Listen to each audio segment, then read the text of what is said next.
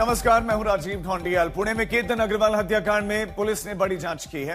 आरोपी नंबर 1 और केतन की मंगेतर सिया को पुलिस लौहगढ़ किले में लेकर उस जगह पर पहुंची और जांच पड़ताल की जहां से केतन को धक्का दिया गया था, जहां पर उसकी मौत हुई थी। अभी एक दिन पहले ही सिया के माता पिता से पहली बार पुणे पुलिस ने कई घंटों तक सवाल जवाब किए। उसके भाई से भी पुलिस केतन केस को लेकर पूछताछ कर चुकी है। अब आज पुलिस ने लौहगढ़ किले में बड़ी बारीकी से जांच की है, पता लगाने की कोशिश की है कि कैसे इस हत्याकांड को अंजाम दिया गया। पुणे पुलिस के सामने कई अहम सवाल हैं। अब तक गिरफ्तार सिया और चेतन के आरोपों को लेकर पुलिस घर वालों से बात कर जानकारी जुटा चुकी है और आखिर इस क्राइम फाइल की सबसे अहम कड़ी रिक्रिएशन को भी पूरा कर लिया गया है। इस दौरान किले में पुलिस के साथ सिया मौजूद थी। वो पुलिस के तमाम सवालों का जवाब दे रही थी और पुलिस उसके बयानों के आधार पर क्राइम सीन को रिक्रिएट कर रही थी।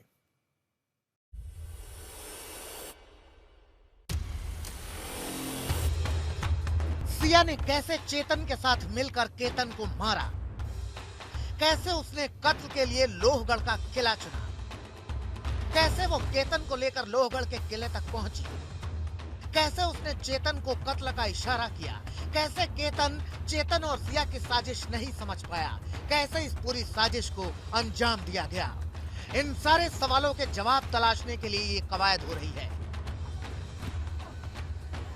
जिसका चेहरा ढका हुआ है वो है सिया और ये वही लोहगढ़ का किला है जहां सिया को लेकर पुलिस पहुंची है।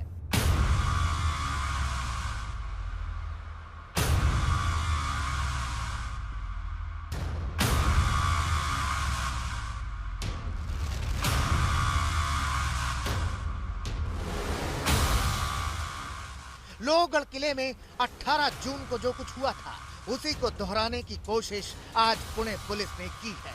पहाड़ी पर स्थित किले के उसी जगह पर पुलिस की पड़ताल चल रही है।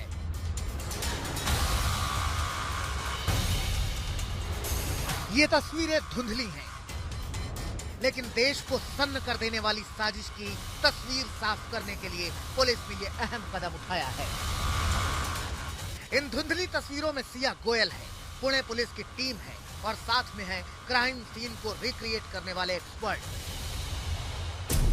केतन अग्रवाल हत्याकांड की पड़ताल का ये अहम पड़ाव था। कई दिनों से माना जा रहा था कि पुणे पुलिस लोहगढ़ के किले में पहुंचकर क्राइम सीन को रिक्रिएट कर सकती है। तमाम कयासबाजी के बाद पुणे पुलिस की टीम सुबह 6:30 बजे ही लोहगढ़ किले में आज दस्तक दे दिया। पुलिस सिया को लेकर किले पहुंची। किला का गेट बंद कर दिया गया, पर्यटकों को रोक दिया गया, हर किसी के आने जाने पर पाबंदी लगा दी गई।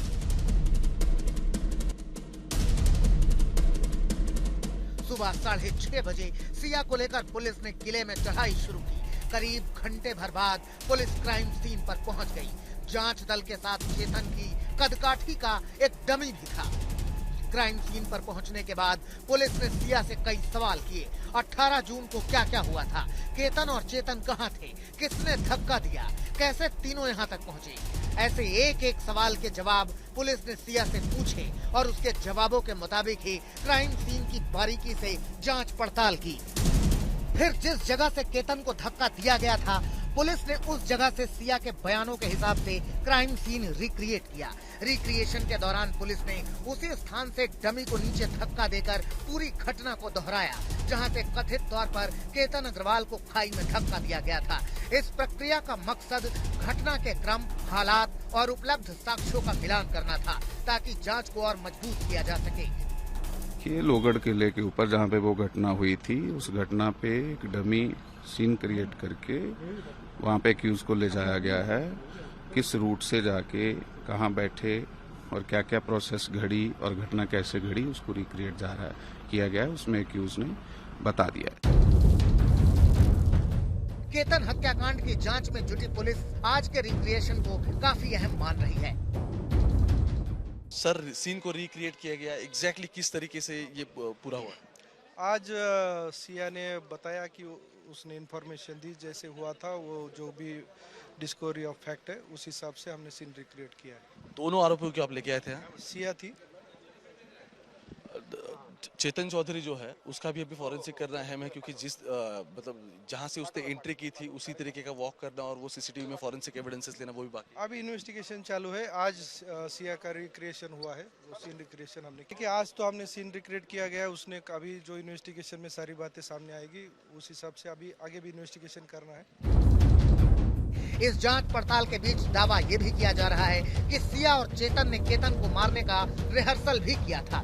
रिक्रिएशन वो सिर्फ सिया को लाए थे, अभी चेतन चौधरी का रिक्रिएशन होना बाकी है। लोहगढ़ किले के यहाँ हम बाहर खड़े हैं, जहां थोड़ी देर पहले ही सीन रिक्रिएशन पूरा हुआ। फॉरेंसिक की टीम यहाँ मौजूद थी। सबसे अहम बात यह है कि सिया और चेतन ने दोनों ने मिलकर इसकी रिहर्सल की थी। इससे पहले प्रैक्टिस हुई थी और प्रैक्टिस के बाद इसको अंजाम दिया गया था।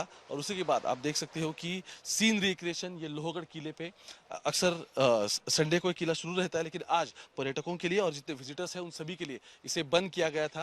लेकिन यही सीढ़ियां हैं, इसी सीढ़ियों से तीनों ऊपर गए थे। चेतन चौधरी गया था, उसके बाद सिया और केतन अग्रवाल भी गया था, और उसी के बाद इस वारदात को अंजाम दिया गया। हालांकि ऐसे तमाम दावों पर पुलिस का कहना है कि पूरे मामले की जांच की जा रही है, सभी तथ्यों को वेरीफाई किया जा रहा है। एग्जैक्टली किसने किया था? चेतन ने किया था फिर सिया ने? देखिए, आज तो हमने सीन रिक्रिएट किया गया है। उसने अभी जो इन्वेस्टिगेशन में सारी बातें सामने आएगी उस हिसाब से अभी आगे भी इन्वेस्टिगेशन करना है। देखो, इन्वेस्टिगेशन में ये सामने आया है कि दोनों ने रिहर्सल की थी, इससे पहले प्रैक्टिस हुई थी कहीं ना कहीं और फिर आके इसे अंजाम दिया गया। तो क्या सिया ये अभी कह रही है कि वो प्रैक्टिस किस तरीके से हुई थी और कैसे उसने एग्जीक्यूट किया? वो अभी इन्वेस्टिगेशन चल रहा है। आज का तो सीन रिक्रिएशन होगा। इस हत्याकांड में सिया और चेतन के सामने आए नए नए वीडियो और केतन के परिजनों के आरोपों के बाद ट्विस्ट और बढ़ गया है। श्री कृष्ण पांचाल के साथ ओमकार वाबले, लोहगढ़, आज तक। आखिर सिया ने केतन का कत्ल क्यों किया? क्या वो शादी से इनकार नहीं कर सकते थे? कर सकती थी, लेकिन उसने ऐसा नहीं किया। ऐसे तमाम सवाल हैं जो हर किसी के जहन में है, उन्हें हजम नहीं हो रहे। लिहाजा पुणे पुलिस सिया के साथ साथ उसके घर वालों से भी पूछताछ कर रहे हैं। एक दिन पहले पुलिस ने उसके माता पिता से लगभग 12 घंटों तक पूछताछ की, तो भाई से भी 2 दिनों तक सवाल जवाब किए गए।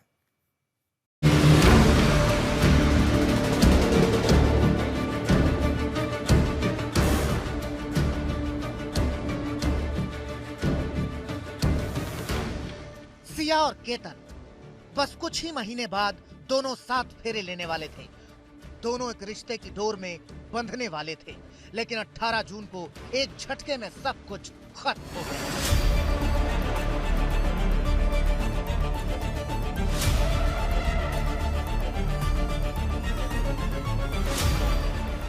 लोहगढ़ के किले में ठीक इसी जगह पर केतन करीब 340 फीट गहरी खाई में जा गिरा और उसकी मौत हो गई। उस घटना के 5 दिन बाद यानी 23 जून को सिया की गिरफ्तारी हो जाती है और वहां से तब तक हादसा लगने वाला मामला पूरी तरह से अलग ट्रैक पर चला जाता है। कत्ल का आरोप लगता है। आरोप ये कि सिया ने अपने मंगेतर को मार डाला। इस गुनाह में सिया का साथ दिया उसके दोस्त चेतन चौधरी ने। वही चेतन जिसका सिया के साथ कई वीडियो सामने आ चुके हैं। एक वीडियो में दोनों क्रिकेट स्टेडियम में मैच देखते दिखे हैं और सबसे अहम तो ये कि सिया और चेतन ने केतन की हत्या से ठीक एक दिन पहले यानी 17 जून को ही पुणे के कैफे में मुलाकात की थी। दोनों शाम करीब 4:30 बजे मिले थे। माना जा रहा है कि दोनों ने उसी कैफे में हत्या की फाइनल साजिश रची और उसे अंजाम देने पर करीब घंटे भर बात की थी। खुलासा ये भी हुआ है कि हत्या के पहले सिया ने लोहगढ़ किले का वीडियो YouTube पर सर्च किया था और वहां के लोकेशन को कैफे में मुलाकात के दौरान चेतन के साथ साझा किया था। बात यहीं तक नहीं रुकी। सिया का बड़ा भाई साहिल गोयल भी चेतन को जानता था। दोनों ने साथ साथ क्रिकेट खेले थे। उससे जुड़ा वीडियो भी सामने आया है। इस मामले में जो भी लोग जुड़े हुए उन सबसे हम पूछताछ कर रहे हैं। कल साहिल से जो है 10 घंटे तक पूछताछ की गई है, लेकिन जो चेतन था और साहिल है, इन दोनों की दोस्ती कैसे हुई और कहां से शुरू हो गई, कहां से मुलाकात हुई और उनके बीच बातचीत शुरू हो गई थी। चेतन और साहिल एक दूसरे को जानते थे और साथ में क्रिकेट भी खेलते थे और वो दोनों दोस्त भी थे। और इसी क्रिकेट ग्राउंड में सिया भी आती थी और उसकी वजह से जो है चेतन और सिया एक दूसरे को पहचानने लगे थे? ये अभी पार्ट ऑफ इन्वेस्टिगेशन है, हम हर तरीके से ये जारी है, उस हिसाब से हम आगे बताएंगे आपको। चेतन के साथ तमाम वीडियो और कनेक्शन सामने आने के बाद पुणे पुलिस ने जांच का दायरा बढ़ाया। सिया के परिजनों को रडार पर लिया और सवाल जवाब का सिलसिला शुरू हुआ। 27 जून को पुलिस ने सिया के माता पिता को पूछताछ के लिए बुलाया। दोनों से करीब 12 घंटे तक सवाल जवाब किए। पुलिस ने परिवार से कई अहम सवाल पूछे, जिनके जवाब अब जांच का अहम हिस्सा बन गए हैं। पुलिस सूत्रों के अनुसार पूछताछ के दौरान सिया के पिता प्रवीण गोयल और मां पूजा गोयल से पुलिस ने पूछा कि क्या सिया ने आपको चेतन के साथ अपने प्रेम संबंध के बारे में बताया था? क्या आपको इसकी जानकारी थी? परिजनों ने जवाब दिया कि सिया ने हमें अपने प्रेम संबंध के बारे में कभी नहीं बताया था, हमें इसकी जानकारी अब हुई है। पुलिस ने पूछा कि क्या आपने सिया पर केतन के साथ शादी करने का दबाव बनाया था? तो उन्होंने कहा कि हमने सिया पर शादी के लिए किसी भी प्रकार का दबाव नहीं डाला था। 27 जून को हुई पूछताछ के दौरान अपने माता पिता के साथ सिया का भाई साहिल भी मौजूद था। साहिल से 26 जून को ही पुलिस ने केतन हत्याकांड को लेकर सवाल जवाब किए थे। शुक्रवार को साहिल गोयल से करीब 10 घंटे तक पूछताछ की गई थी। पुलिस सूत्रों के मुताबिक उस पूछताछ में जांच से जुड़ी कई महत्वपूर्ण जानकारियां सामने आई थीं। पुलिस का कहना है कि जांच जारी है और आने वाले दिनों में कुछ और लोगों से पूछताछ की जा सकती है।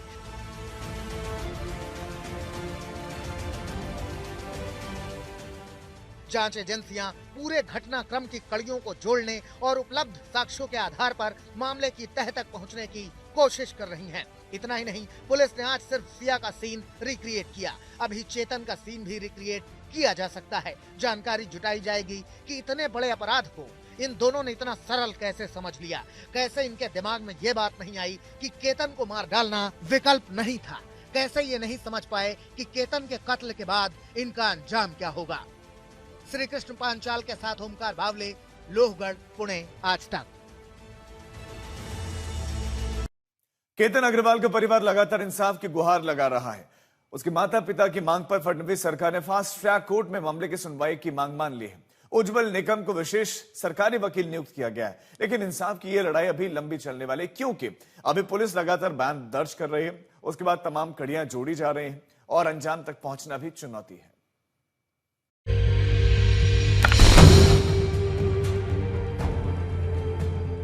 सिया ने जो किया है वो बहुत ही शॉकिंग है और मेरे लिए बहुत ही हार्ट ब्रेकिंग था। केतन अब इस दुनिया में नहीं है, लेकिन उसकी यादें हैं। उसकी यादों में आंसू हैं, गम है, गुस्सा है। नाराजगी सिर्फ अग्रवाल परिवार में ही नहीं है। पुणे शहर में हर कोई सवाल हत्याकांड को लेकर उठा रहा है और कह रहा है कि दोषियों को सख्त सजा मिलनी चाहिए। केतन की चाची लगती हूँ और सिया ने जो किया है वो बहुत ही शॉकिंग है और मेरे लिए बहुत ही हार्ट ब्रेकिंग था। वो मुझे इतना ट्रस्ट था वो लड़की पे, उसने जो किया है उसको उसकी सज़ा मिलनी चाहिए और इसके आगे उसके एज की या फिर कोई भी एज की लड़की ये सब चीज़ें करने से पहले 100 बार डरनी चाहिए। ऐसा जस्टिस मिलना चाहिए हमारे केतन को। This is only what all I want. आप चाहती हो केतन की बचपन से उसे देखा होगा, कुछ यादें साझा करना चाहिए? सेकेंड स्टैंडर्ड से ही देख रही हूँ मैं वो बच्चे को, इतना मासूम, इतना प्यारा लड़का। मतलब आई वॉज वेरी हैप्पी कि उसका मतलब रिश्ता पक्का हो गया, बट वो लड़की ने जो किया that was very heart breaking. और जो स्टूपिड रीजंस उसने दिए हैं कि बाल्ड है और तोतला बोलता है, वो सब बातें तो जब रिश्ता पक्का हुआ था तो वो सब क्लियर हो गई थी और वो ये सब हरकतें कर रही है, ये सब झूठ बोल रही है। This is very very disturbing for everybody in the family. Ketan के पिता विशाल अग्रवाल अपील कर रहे हैं कि उनके बेटे के इंसाफ के लिए 18 जून को जो लोग लोहगढ़ किले में मौजूद थे वो गवाही के लिए आगे आए। विशाल अग्रवाल बता रहे हैं कि वारदात वाले दिन कई लोगों ने उन्हें फोन किया था। सिर्फ एक ही अपील करूंगा, मेरा 26 साल का बेटा आज जिस भी वजह से उन्होंने बिना कारण से मार डाला, जिसको कारण पता नहीं चला, मेरे बच्चे की कहीं पे भी एक गलती नहीं थी। मैं तो शादी करने चला था, उसकी घर में बेटी बहू लाने चला था, मुझे नहीं पता था कि मेरा बच्चा ही खो दूंगा मैं। तो मैं सबसे अपील कर रहा हूं कि उसको जस्टिस मिले, उसके अपराधियों को फांसी की सजा मिले, यही मेरी सबसे रिक्वेस्ट है।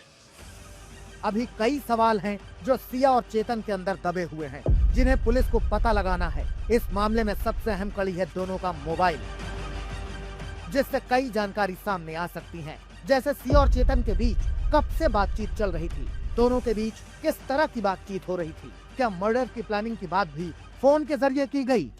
जांच ने तब नया मोड़ लिया जब जांचकर्ताओं को पता चला कि आरोपी सिया गोयल और चेतन चौधरी ने कथित तौर पर अपने फोन से अपनी डिजिटल बातचीत मिटा दी थी।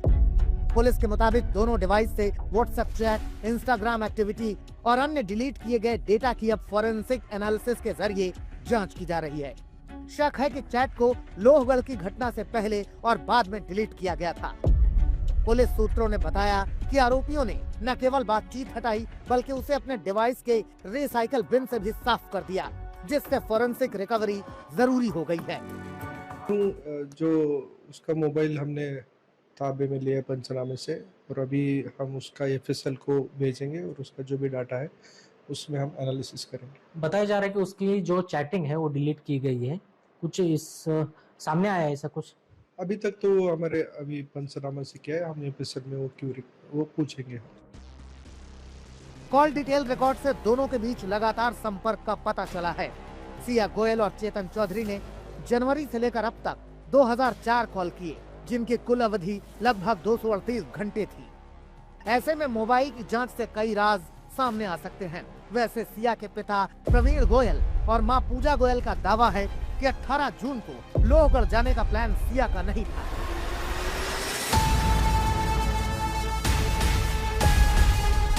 केतन ने ही वीडियो कॉल करके सिया को लोहगढ़ बुलाया था। सिया के परिजन यहाँ तक दावा कर रहे हैं कि अगर सिया ने कुछ गलत किया है तो उसे भी लोहगढ़ किले से धक्का दे दो।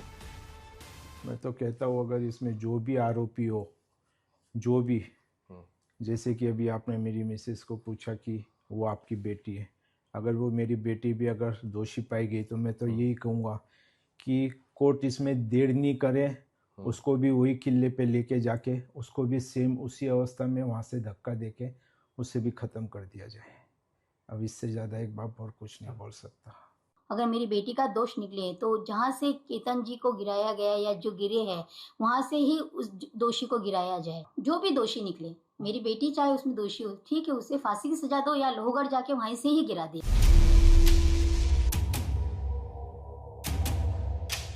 पहले चेतन चौधरी ने दावा किया था कि वो वारदात के समय चट्टान के पास मौजूद नहीं था, लेकिन पूछताछ के दौरान उसके बयान में लगातार विरोधाभास सामने आए। जब पुलिस ने सख्ती बरती तो सिया और चेतन ने अपने अपराध स्वीकार कर लिया। एक थ्योरी ये भी आ रही है कि केतन विग लगाता था और ये भी पता चला है कि सिया केतन के विग लगाने को पसंद नहीं करती थी। हालांकि इस थ्योरी को पुलिस खारिज कर रही है। अभी जो है इन्वेस्टिगेशन का जो मोटिव है वो हम इन्वेस्टिगेशन कर रहे हैं। हम जो भी कंक्लूजन पे आएंगे तो अब हम बताएंगे। जो विग का मामला बोल रहे हैं वो सच है या झूठ है? अभी तक इन्वेस्टिगेशन में हमें ये मामला अभी तक आपसे ही अभी पता चल रहा है। सवाल कई हैं। ऐसे में पूरी संभावना है कि सच तक पहुंचने के लिए अभी लंबा इंतजार करना पड़ेगा। कृष्णा पांचाल के साथ ओमकार वाबले, पुणे, आज तक। अयोध्या के राम मंदिर में रामलला के चढ़ावे में चोरी का मामला लगातार गहराता जा रहा है। जांच के दायरे में अब सिर्फ आरोपी नहीं बल्कि उनसे जुड़े हुए लोग, उनकी आर्थिक गतिविधियां भी आ गई हैं। अयोध्या पुलिस ने इस मामले में नामजद कई आरोपियों के घर पर पहुंचकर उनके परिजनों से पूछताछ की है।